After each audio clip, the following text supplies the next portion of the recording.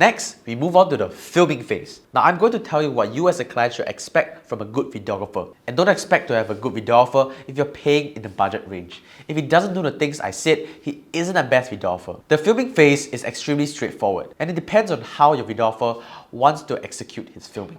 However, there are a few SOP, standard operating practices, that you as the client should expect from your videographer. Number 1. The videographer should arrive on set at least 10 minutes early to talk to you to warm up with you.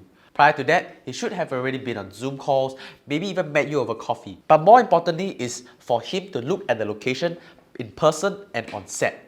Your videographer and his team will look at where the sunlight is coming in, where the ceiling lights are looking ugly, and where the best camera angles are, etc. etc. What's even better is that the videographer offers to do a location recce during pre-production.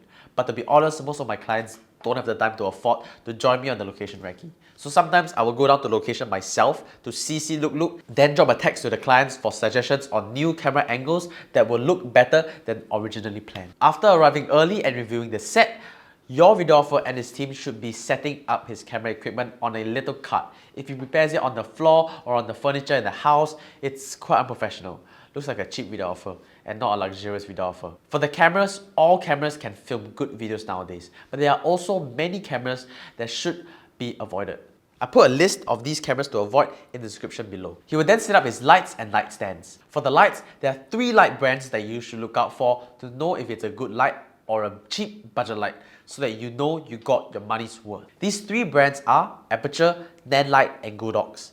These are good quality lights at different price points. If you use a cheap budget light for all your shoots, it will have a green or purple tinge to it that ruins the image and skin tones in the video.